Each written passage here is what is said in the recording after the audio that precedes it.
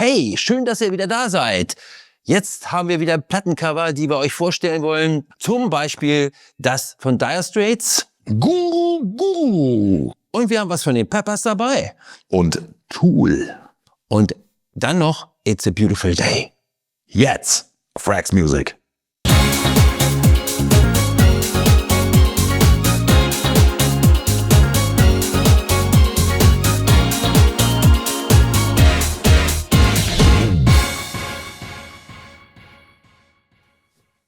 Jo, liebe Musikfreunde, eine weitere Ausgabe von den Covers und los geht's mit einem ganz bedeutenden Cover von einer englischen Band, von den Dire Straits. Brothers in Arms. Was für ein wunderschönes Cover, oder? Ja. Das Dobro, so nennt man ja dieses Instrument, das ist ein Dobro. Das ist sozusagen eine Gitarre, die aber einen metallischen Korpus hat und es gibt dann so einen eigenen Sound. Ich finde es so schön, dieses Dobro, was da so, mit diesem Himmelblau auch, das Dobro, was durch den Himmel fliegt, diese losgelöste Musik, der Titelsong auch Brothers in Arms, dieses fast schon sphärische. Tolles Album. Tolles Album und auch tolles Albumcover. Ich finde auch so ein Dobro ist einfach ein Hingucker, oder? Das ist ein schönes Instrument. Unbedingt, ja. Dieser metallische Sound, den hört man hier und da mal, ohne zu wissen, dass es eigentlich keine normale Gitarre ist, weil die ist aus Holz. Und hier wird mit Metall gespielt. Auch auffällig, die F-Löcher. Normalerweise hast du in der Mitte hier unten drunter deinen Korpus und das macht den speziellen Sound, ja. Ein tolles Instrument, Dobro. Obwohl gar nicht das Dire Straits, das ist jetzt gar nicht ein typisches Dire Straits Instrument. Ich meine, Mark Knopfler offensichtlich, der spielt alles, was Saiten hat und vielleicht auch irgendwo ein Dobro. Aber ich glaube, das ist hier wirklich eher drauf, nicht als Hinweis, jetzt hast du hier ein Dobro-Album, sondern ich glaube eher einfach aufgrund der Optik, weil es halt so schön ist und weil es so schön passt irgendwie dann auch. Ich glaube, das hat man wirklich nur deshalb ausgewählt. Also meiner Erinnerung nach, weiß ich nicht, ob auf dem Album viel Dobro zu hören ist. Ich assoziiere das jetzt nicht mehr. Nee, würde ich auch nicht unbedingt sagen. Weil es meistens auch ein sehr, sehr flacher Sound ist. Also der hat keine Fülle unten drum. Der ist sehr, sehr hell, brillant und so wirklich ein bisschen metallisch. Das ist bestimmt das erfolgreichste Album von Dire Straits. Bekannteste Hit ist hier drauf, Money for Nothing. Genau. Da höre ich kein Dobro, wenn ich mich so erinnere. Ja, bestimmt nicht, nein. Das ist, ja, also die haben auf jeden Fall damit ein ganz deutliches Zeichen gesetzt, muss man ihnen schon lassen, auch jetzt in der Geschichte. Also man muss schon, ich schätze schon, das gehört zu den Top 50 aller Alben, die es je gegeben hat. Von der Coverart erinnert es mich an ein anderes Album, es fällt mir spontan ein, wir haben es gar nicht vorbereitet, aber jetzt spontan, wo ich es einfach anschaue, also, erinnert mich das an ein anderes Cover, könnt ihr dann selber mal noch nachgucken, J.J. Cale, Troubadour. Das ist auch so eine Himmelsoptik, da sind irgendwie Wolken und da ist auch eine Wolke, die dann eine Gitarre formt. Also ja, Kenne ich auch, ja, doch. ich glaube, das ist doch schon so ein bisschen so ein Zitat. Das ist auch das Schöne in der Musikgeschichte. Wir können darüber spekulieren, ob es so ist oder nicht. Aber man zitiert einander. Vielleicht hat irgendwann mal Knopfler so eine J.J. Cale, vielleicht war seine Lieblingsplatte, hat immer gehört und dann macht er mal da so ein kleines Zitat.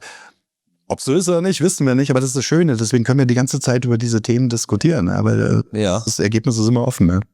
Wir bleiben ein bisschen bei Blau. Generell bleiben wir bei ja, das ist gut. Hast du ein wildes Cover?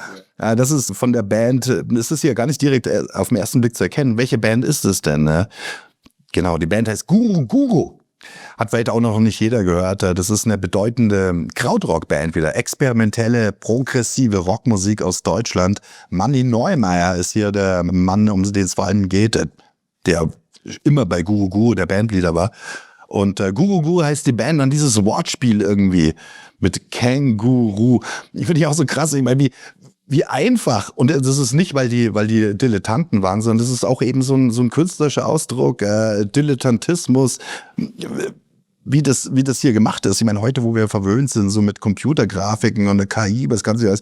Ich meine, hier, es sieht so, diese Collage, diese Zusammenstellung, das ist wild, dieses Känguru auf dieser Eisscholle. Das, genau. Ja. Das sieht fast aus, wie wenn es ein Schüler im Kunstunterricht gemacht hat, so als Projekt. Aber das war auch nicht, weil die es nicht besser konnten, sondern das ist eben auch dieser Ausdruck, hey, hier kommt es von unten. Genau, richtig. Das ist jetzt nicht Major Label, sondern das ist Brain Records. Ja. Das ist halt so, mit dem die auch gespielt haben. Ey. Wir sind halt eine Krautrock-Band. Also das ist nicht ein Beatles-Cover. Ja, das ist halt Kraut. Ja. Was da eben auffällig ist, halt eben auch diese Idee alleine. Du setzt ein Känguru auf eine Eisscholle, ja, Ja, und das ist, du hast vollkommen recht, damit zeigen sie natürlich auch, dass sie damit enorm spielen. Und dazu kommt noch, wenn man genau hinguckt, das ist ja irgendwie ganz beschissen ausgeschnitten irgendwo. Ja. Das ist so, das sieht auch nicht, und dann, das war auch noch nicht mal ein gutes Foto. Hier ist schon das drin, wir haben ja doch ganz viel auch schon über NDW gesprochen, Axel, und da hatten wir das doch auch schon bei NDW, ist das auch Teil von diesem Ding, ist dieses Infantile, die Liebe zum Dilettantismus. Genau. Und das ist eben auch hier so ein Vorläufer davon. Das ist jetzt einfach ästhetisch. Bei den Krautrockern war das auch schon manchmal so. Ja. Und ich finde, dieses Album kann man sich schon wie so ein Vorläufer zu dem, was bei NDW dann werden soll. Genau. Man das Alberne auch mal als Kunstformat nehmen. Ne? Nehmt euch nicht so wichtig so. Ja? Wenn wir jetzt über die Musikproduktion von dem Album nachdenken, dann haben wir schon die Vermutung, wer könnte das produziert haben? Ja, also ist immer, wenn du mich fragst, gebe ich die Antwort Conny Plank und bei der Hälfte liege ich richtig. Aber es ist auch wirklich so, Conny Plank, der hat im Krautrock halt unfassbar viel produziert und das ist eine von diesen klassischen Krautrock-Bands. Ja, Conny Plank, da machst du nichts falsch. Der hat alle Krauter mal produziert. Brain Records übrigens auch legendär. Ja, das müssen wir mal drauf eingehen. So ein Label, die eigentlich fast nur Krautrock gemacht haben, oder? Richtig, ja. Die haben das also auch wahrgenommen und haben sich darauf eigentlich auch meines Wissens sich also auch wirklich spezialisiert, dass sie halt eben nur für die Deutschen auch da sind und auch kleiner Laden und hängt ja auch mal damit zusammen, du kriegst dann auch relativ schnell eine Antwort, ja, weil die sagen, passt bei uns ins Repertoire, passt nicht. Ich hatte mit späteren auch zu tun. Wir hatten in der Nekrolog-Sendung, habe ich Manfred Schütz erwähnt, der diese Boots, Plattenläden damals, die es in den 70er, 80er Jahren gab, aufgebaut hat, eine ganze Ladenkette war das, ja. Der Vorläufer im Prinzip von WOM, der kam ja wesentlich später. Und der hatte ja auch schon damals genau solche Sachen hätte der auch gesigned, weil es halt eben irgendwie so speziell ist, dass es dann wieder passt. Die haben dann halt eben keine großen Stückzahlen, nicht zwangsläufig, aber ab und zu entwickelt sich da mal irgendwas draus. Ich möchte noch mal bei der Gelegenheit auch jetzt ist jetzt vielleicht nur 20 Jahre her, aber immerhin müsste man das auch mal erwähnen, ist ja Wolfsheim beispielsweise auf Indigo, ja, Indigo, ein relativ großer Plattenvertrieb, aber jetzt so auf der großen Szene nicht bekannt, mit vielen kleinen Dependancen, also die haben selber ausgeliefert an den Handel auch und so ist Brain Record auch. Die haben sozusagen, da gibt es eine ganze Geschichte von, durchaus auch mal einen Special-Wert, ne? Das sich dann mal anzugucken, welche Labels dort immer wieder aufgetaucht sind, die halt eben so spezialisiert waren, dass man die halt eben mit einem ganz speziellen Repertoire auch immer wieder angefunden hat und deren, sagen wir mal auch, wenn du jetzt du hast so eine etwas speziellere Musik, dann so wie was weiß ich, wir haben Nuclear Blast für die Rocker, ja, also auch so spezielle Labels, du willst dann als Band gar nicht unbedingt bei Universal auftauchen. Du bist froh, wenn dein Speziallabel, da wolltest du hin, da weißt du genau, du gehörst zu einer kleinen Gruppe, die aber schlagkräftig vertreten ist draußen, nicht, dass du irgendwelche Nachteile hast und die Sachen nicht zu bestellen. Und das ist dir was als Band durchaus was wert, ja. Also wenn du dann ich glaube schon, dass Guru mit Brain Records gut aufgestellt war. Die haben nicht gesagt, das ist aber jetzt nur eine Lösung, nur weil wir bei den Universal nicht angekommen sind. Und umgekehrt auch. Also für die Hörer, für den Kunden ist es auch so. Ich weiß, wenn ich bei Brain Records was hole, weiß ich, was ich bekomme. Wenn das meine Mucke ist, dann gehe ich dahin. Oder um mal ein anderes zu droppen, so in England, wenn ich was von Island Records kaufe, dann weiß ich, was ich bekomme. Das ist eine gewisse Stilrichtung. Und das ist auch dann für den Kunden ja auch gut. Überhaupt ein spannendes Thema. Das sollten wir vielleicht echt mal eine Sendung oder sogar eine ganze Sendereihe machen, wo wir mal über Labels sprechen. Das finde ich auch hochinteressant, auch international. Das ist ja für Musikliebhaber auch ein toller Stoff, über Labels sprechen und wie die entstanden sind und in welche Richtungen die dann eingeschlagen sind. Gibt es so viele bedeutende, die direkt an Genres auch gebunden sind, wie eben auch Brain, ne? Dann wäre es auch mal erwähnenswert, dass auch die Großen versuchen, Unterlabels zu machen. Also du bist nicht bei Universal, du bist bei wie heißt es nochmal, Deftones oder so ähnlich heißen sie, glaube ich, ne? Die machen dann also alles, was jetzt irgendwie karnevalsmäßig vom Rhein kommt, also aus Köln kommt. Und dann weißt du genau, aha, da findest du das und das. Genau. Der geneigte Plattensammler damals, der ist in den Laden rein und hat dann gefragt, und dann wusste der schon, aha, den schicke ich da mal zu Brain Records hin. Wenn der Dialog entstanden ist zwischen dem Plattengeschäftsinhaber und dem Kunden, dann ist das eine gesunde, sagen wir mal, eine gesunde Beziehung, kannst du schon fast sagen, was gibt's denn Neues? Der wollte das wissen und dann hat er da schon gewusst, okay, geh mal zu dem Label, da bist du gut aufgehoben. Und wie du schon sagst, zu Universal hast du keinen Bezug, es ist doch den Leuten egal. So viel. Ich meine, die haben keine Ahnung, wenn die dann 20.000 Künstler unter Vertrag haben, dann wird das beliebig. Deswegen in der Tat, also die Labels haben auch ein Interesse daran, wahrscheinlich so aus Marketinggründen eben Marken zu gründen, Submarken. Genau. Ja, das machen auch die großen Labels und deswegen, das ist dann manchmal ein bisschen unübersichtlich, wenn du jetzt da so Einsteiger bist. Es gibt dann unfassbar viele Labels, ja. Seit ein paar Jahrzehnten dann auch noch die ganze Indie-Szene, ne? Und dazu Indie kommt von Independent, eben unabhängig von diesen großen Labels und da werden dann noch mehr Marken und noch kleiner. Und im Grunde kann das jeder gründen. Ich weiß, hast du nicht auch mal irgendein Label gegründet? 2 Stück. Ja, siehst du, 2 sogar, ja. Genau. Du musstest dann Was denn, Bishop Records oder was gibt's? Nee, das war damals, muss ich überlegen, das ist schon so lange her und die sind halt eben Borderline hieß eins und andere habe ich nicht mehr im Kopf, aber Hi-Cut hatten wir es genannt. Das fand ich gut. Also Hi-Cut sozusagen hat noch ein gutes Logo, weil Hi-Cut ist dann, das heißt ja Höhenbeschneidung, ja. Die jetzt sozusagen, dann könnte man so einfach, das war schon eine gute Idee, glaube ich. Also das war dann unser Label, aber dann brauchst du einen Vertrieb. Also der Punkt ist ja, du hast zwar ein Label, du sagst dann, okay, ich brauche einen Vertrieb, du klopfst dann an bei Warner oder bei Sony und sagst, ist das nicht was, du dann sagen die, ja, könnten wir machen, ist aber zu klein für uns hier, wir haben halt eben die entsprechende Bandbreite auch und deshalb haben die natürlich nicht so, sagen sie, ja, das passt ja nicht zu uns oder so.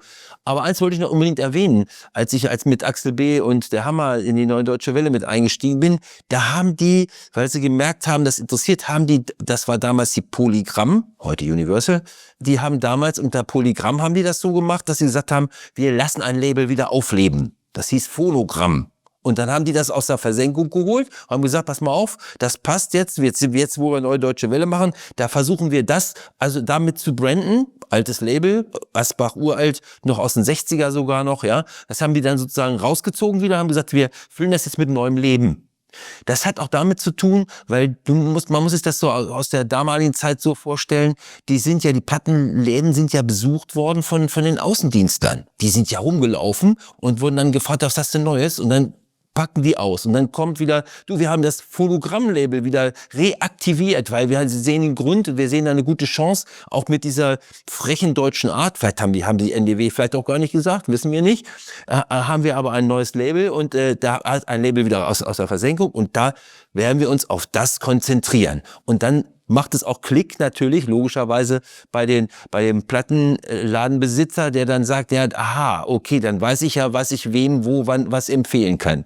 Ist eine Kette. War wichtig damals, auch weil eben für Plattensammler, die wussten das dann eben. Und das gilt natürlich auch für Brain Records. Das ist großartig, ich sehe schon, du bist da voll on fire bei diesem Thema. Da werden wir bestimmt mal was machen über Labels. Das ist auch so wichtig, das ist auch so ein Zugang zu dem Music-Business, über die Labels sprechen. Hochinteressantes Thema, werden wir machen. Aber jetzt kommen wir nochmal zurück zu den Covers hier.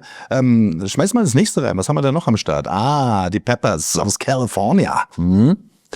Californication, auch ein ewiger Dauerbrenner auf Platz 1 gewesen. Ich weiß nicht, die haben vielleicht auch sogar 100 Wochen Charts, also sprich 2 Jahre lang war das Ding drin.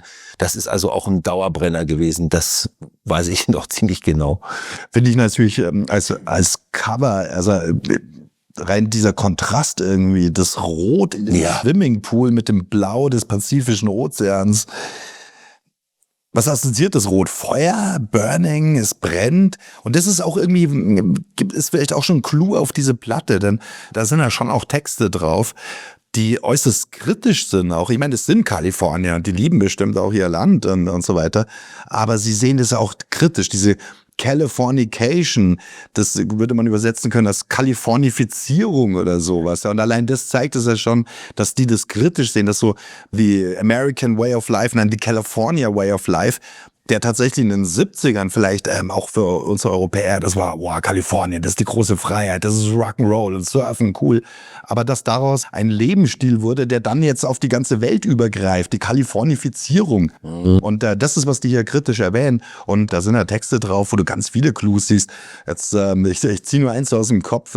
Was singt er dort? Space may be the final frontier, but it's manufactured in a Hollywood basement oder sowas. Ich meine, allein der Satz, was das für eine Sprengkraft hat. Also, da geht's darum, diese ganze Raumfahrt. Ist das nicht in einem Hollywood-Keller entstanden? Stichwort gefakte Mondlandung und so weiter. Alles Themen, die hier reinschmeißen. Und das aber dann eben, das ist ja unglaublich erfolgreich, so diese Themen dann auch in dem Mainstream verbreiten und wahrscheinlich gibt es sogar Millionen Amerikaner, die haben diesen Song schon 100-mal im Radio gehört und denen ist noch nie aufgefallen, was singt der denn eigentlich dort? Geil. Das ist auch ein spannendes Thema in der Popmusik. Manchmal klingen Songs so süß und so nett und wenn du dann aber genau darauf achtest, boah, das ist eine voll düstere Story. Das ist halt auch so eine Möglichkeit für einen Künstler. Du kannst auch manchmal so Dinge reinverpacken, hat man auch wahrscheinlich schon immer gemacht. Und ich glaube, dass das Cover da eben schon darauf hinweist, du badest in Feuer, so, weißt du, Ja. der Tanz auf dem Vulkan oder sowas. Die Umgebung ist ja auch ganz standardmäßig. Eigentlich besteht das ja aus 3 Teilen. Das ist der. Du hast dann das und dann hast du den Himmel, der so gewählt ist, ja. Das ist das Meer, oder?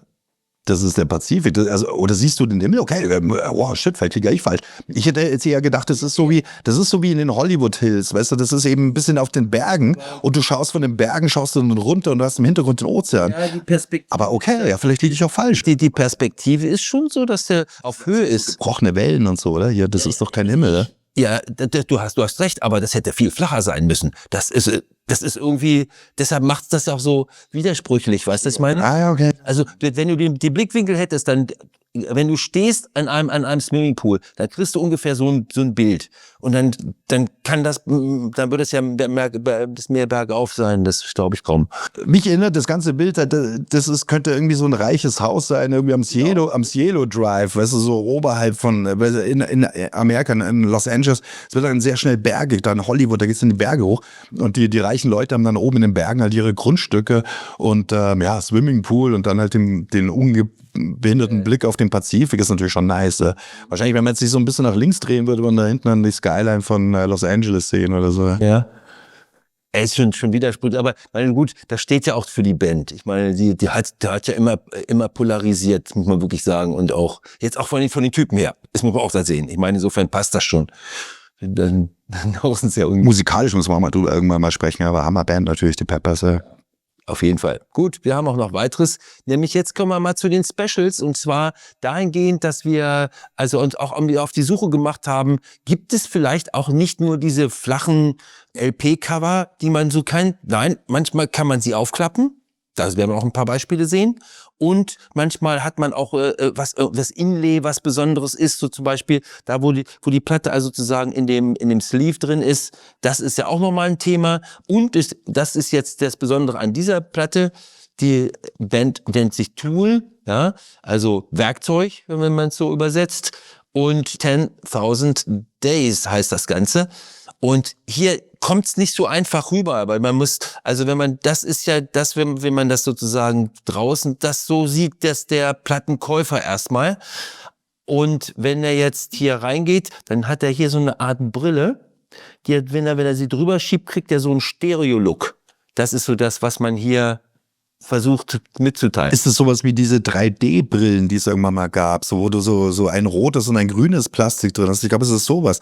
Also diese Brille, die ist da sozusagen eingearbeitet, du kannst es rausfalten und kannst dann aus der Perspektive nochmal drauf gucken und bekommst dann etwas anderes zu sehen. Ja. Ich glaube, man nennt es 3D-Brille, aber da gibt es auch andere Effekte noch. Deshalb hier ist es auch so, das sind die Punkte auch hier, ja, und damit hängt das zusammen.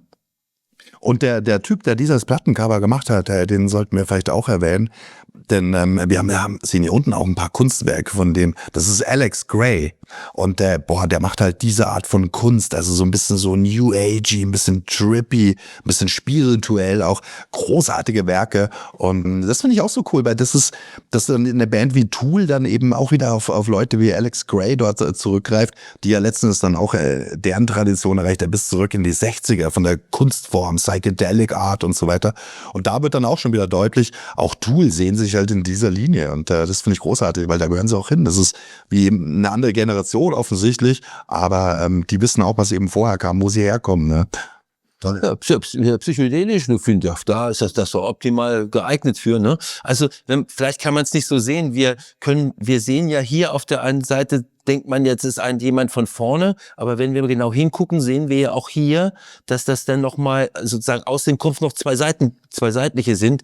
Jetzt, um das zu verstehen, weil ich muss vielleicht ja sonst hier auf dem Video nicht vielleicht so deutlich sichtbar. Fände ich sehr interessant, dass man auch menschlich, hier sieht man es an den Mündern, deshalb so kann man das einigermaßen erkennen, was da jetzt so überhaupt drauf zu sehen ist, ja. Und wenn ihr da draußen vielleicht gerade noch so eine 3D-Brille zur Hand habt, weil ihr irgendwann mal, keine Ahnung, im Kino irgend so einen 3D-Film gesehen habt, dann setzt sie doch jetzt mal auf und schaut mal drauf. Vielleicht seht ihr Dinge, die wir ja gar nicht sehen, weil wir eben diese Brille nicht aufhaben. Ja?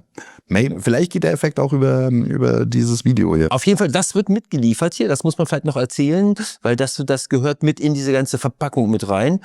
Das ist der Versuch, auch so ein bisschen aus dem Standardcover rauszukommen, wo einfach nur 2 Seiten hat, und deshalb war es für uns so erwähnenswert, ohne jetzt unbedingt auf die Musik geachtet zu haben. Hier geht es um Coverart, aber die Band ist natürlich auch da. Ja. Wir haben dann was ganz anderes. Wir sind wieder bei Blau. Wir haben mit Blau angefangen und wir wollten, das war die Überlegung, mit einem Wohlklang aus der Sache hier aussteigen aus dem Video, und deshalb It's a Beautiful Day. It's a Beautiful Day. Ist das nicht schön? So oft sagen wir, Covers sollen ja so einen Hinweis geben auf die Musik. Ja, was könnte denn hier für Musik sein? Ich meine, die Klamotten, die Diana, was für Musik ist dahinter? Kannst du sagen, It's a Beautiful Day. Es ist eine der Hippie-Band schlechthin. Das ist San Francisco, das ist 60er Jahre. Interessante Band, ist auch eine super Platte. Viele von diesen Hippie-Bands waren eigentlich Hippies, weil es halt Zeitgeist war. Und 5 Jahre später waren die keine Hippies mehr, machen sie halt was anderes, ja. Weil das halt Mode ist. Aber das hier ist eine von diesen echten Hippie-Bands, die wirklich für die das auch ein inneres Anliegen war, die wirklich auf so einer, spirituellen Suche waren, auf diese Welt zu verbessern, Welt zu verändern, also die wirklich daran geglaubt haben, ja. Hochinteressant. Die Band ist auch, das ist ein Ehepaar. Das hast du auch ganz selten im Music-Business, vielleicht auch erwähnenswert. Ich habe die ganze Zeit überlegen, wie heißt denn La Flame, glaube ich. Das Ehepaar La Flame. Und das ist so ein Ehepaar, das ist auch noch in der Hippie-Band, wo doch alles mit freier Liebe war. Wir sprengen alle Grenzen.